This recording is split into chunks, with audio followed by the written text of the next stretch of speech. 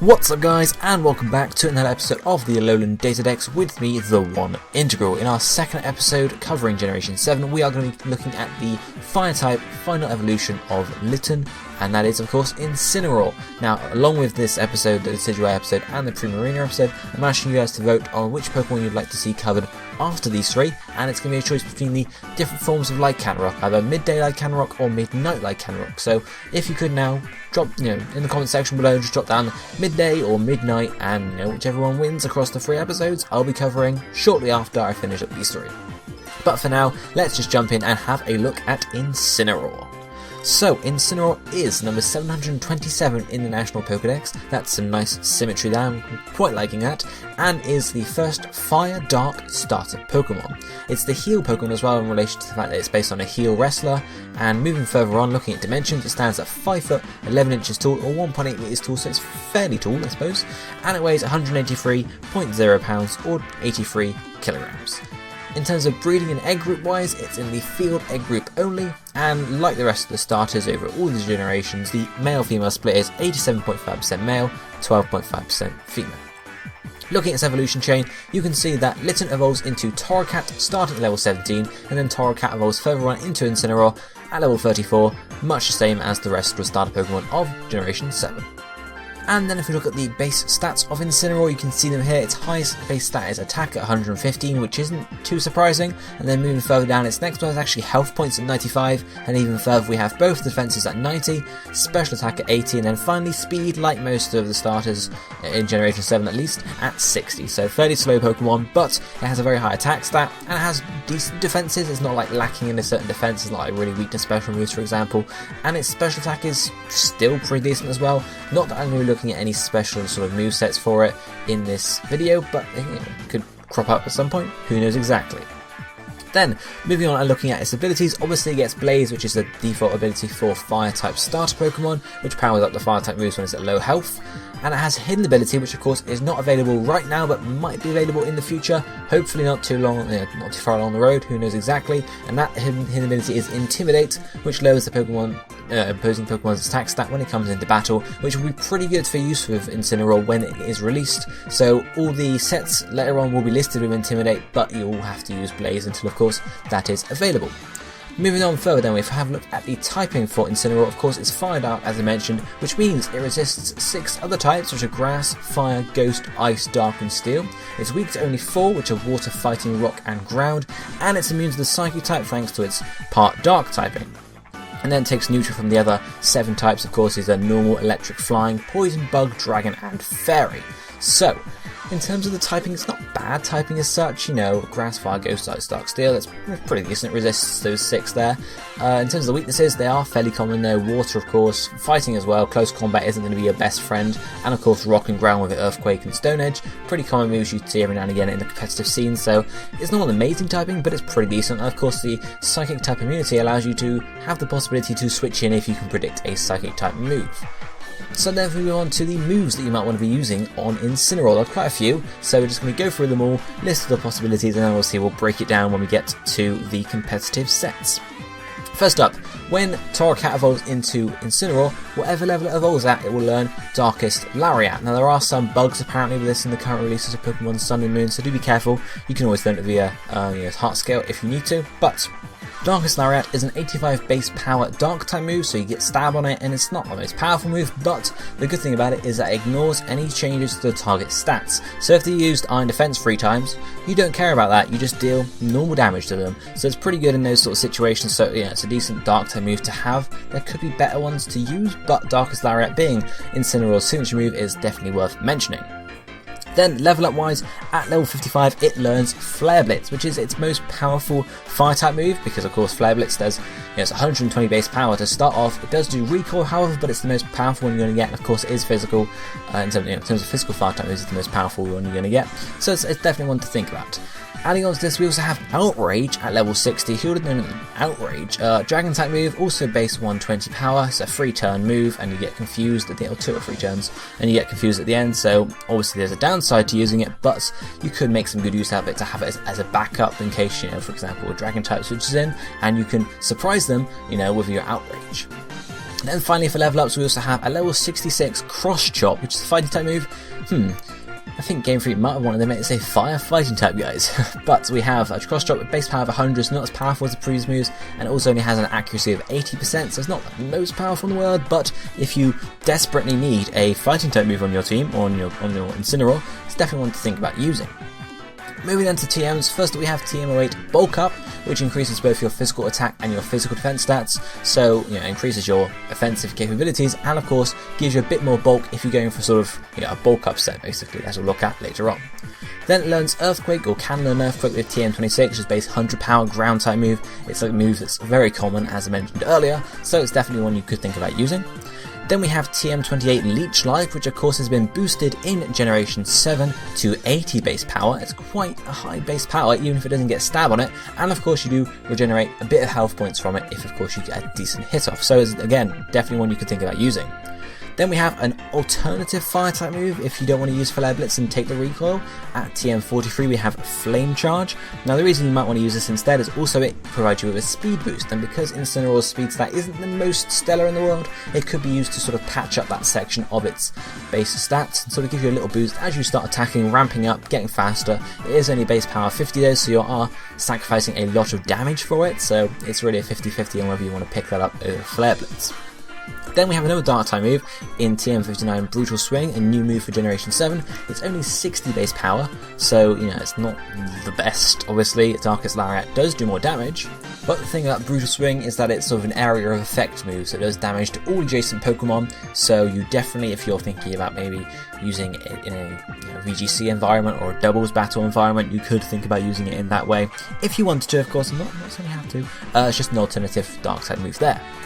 Then we have TM65 Shadow Claw, which is a ghost type move, base power 70. Physical, of course, it's an option. Generally, I don't think you'll need it, because of course, ghost type is super effective against Psychic, Ghost, which Dark is super effective against, and you have stab on Dark type moves, so generally I don't think you need to run Shadow Claw, but it's just an option there. And then moving on to our next page, we have another TM move, which is TM75 Sword Stance. Of course, being a physical attacker and having access to Sword Stance is definitely a possibility to run this move. You can Sword Stance up, and then next turn you can hit for a nice powerful move. Of course, your lower speed makes that for a bit more of a tricky thing to do, but it can work out in your favour. And then finally for TMs we have TM89 U-Turn, of course, just a general, good option, base power 70, so, basically not quite as much as Leech Life, but it offers you the ability to switch out, but being the slower, of most Pokemon, it might be, something you want to think less about, because of course you can't get the U-Turn out before you take damage yourself, so if it's a water type you're switching out against, you're probably going to end up taking a water type move anyway, so you have to think about it in that way. Then we have one Heart Scale move, which is sort of, you can learn. It learns at a level 1 basically, so you have to heart scale it through, which is Throat Chop, which is a new Dark type move again, base power of 80, so not quite as much as Darkest Lariat, but again, this one does have a secondary sort of effect, and that is that the opponent then can't use sound-based moves for a few turns, so now, sound-based is a bit of a different thing to normal moves. You have to think about all the different types. There's Hyper Voice, and there's stuff like Metal Sound, so it's really it'll be useful in some situations. It's not like Throat Chop and you can't use water type moves for a few turns, because that would be really quite powerful, but it's one you can think about definitely. Another Dark type move is followed up with our Egg moves, and that is Crunch. Same base power as Throat Chop, but of course Crunch is, it doesn't have the secondary effect of Throat Chop of course, but it does have the option to lower, or the possibility to lower defense of the opponent, so again that's choices in terms of your Dark type move there.